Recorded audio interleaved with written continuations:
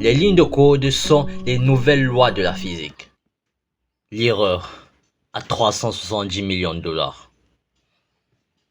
Nous sommes exactement le 4 juin 1996, base spatiale de Kourou en Guyane. L'air est lourd, chargé d'humidité et d'une tension que l'on ne retrouve que lors des grands rendez-vous de l'humanité. Sur le pas de tir, Ariane 5. Un géant de 54 mètres de haut, fruit de 10 années de recherche acharnée et de 7 milliards de dollars d'investissement. Ce n'est pas seulement une fusée, c'est le symbole de la suprématie technologique européenne. Tout a été vérifié, tout a été testé, du moins, c'est ce que l'on croit. Le décompte final résonne dans les haut-parleurs. 5, 4, 3, 2, 1, 0.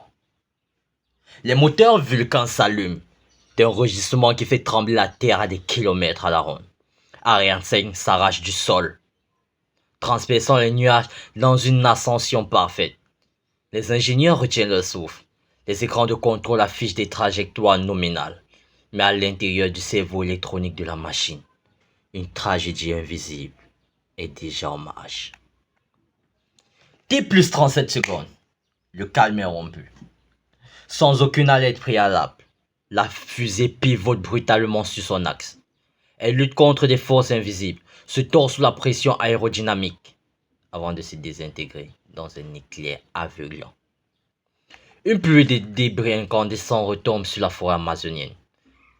En moins de 30 secondes, 370 milliards de dollars de cargaisons scientifiques et des années de travail se sont volatilisés.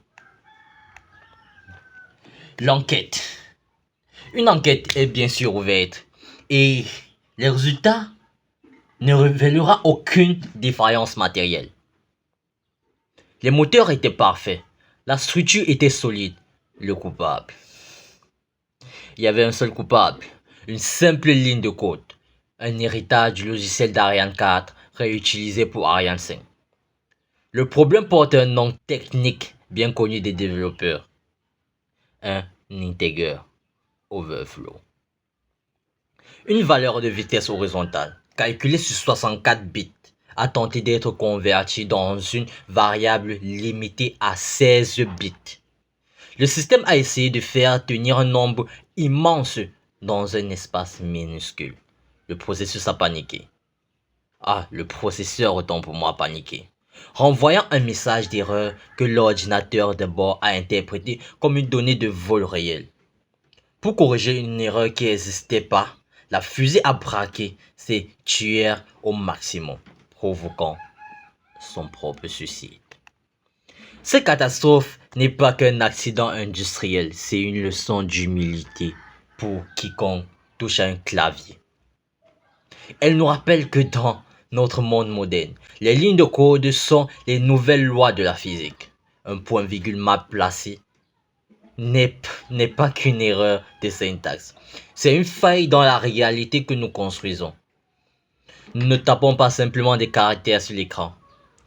Nous manipulons des forces qui peuvent, au sens propre, faire exploser des milliards de dollars ou sauver des vies. Je m'appelle Berlin Queini. Je suis développeur full stack. Et chaque matin, quand j'ouvre mon IDE, je pense à Ariane 5. Je ne cherche pas seulement à ce que mon code fonctionne. Non, pas seulement. Je cherche la rigueur, la précision et la sécurité. Parce que derrière chaque application, derrière chaque script, il y a un utilisateur qui nous fait confiance. Et dans ce métier, l'excellence n'est pas une option, c'est un devoir. Car au final, une réussite historique et un désastre total, il n'y a souvent qu'un seul bit de différence. A plus. N'hésitez pas à vous abonner, à liker et à partager si vous aimez ce type de vidéo, afin que la communauté puisse grandir. Et aussi, aidez-nous. Et n'oubliez pas, chaque jour, chaque matin, on publie sur ce compte des vidéos de storytelling, on vous parle des faits réels, des choses qui sont passées, qui ont marqué l'histoire. Et surtout si vous êtes fan de technologie et de tout ce qui concerne l'IT. Nous sommes là. Nous voulons marcher ensemble. Merci d'avoir écouté la vidéo jusqu'à la fin.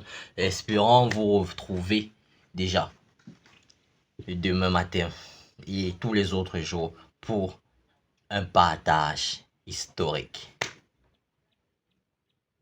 Petit like, partage, abonnement. Pas besoin d'argent. Aidez-nous juste en faisant ça. Merci.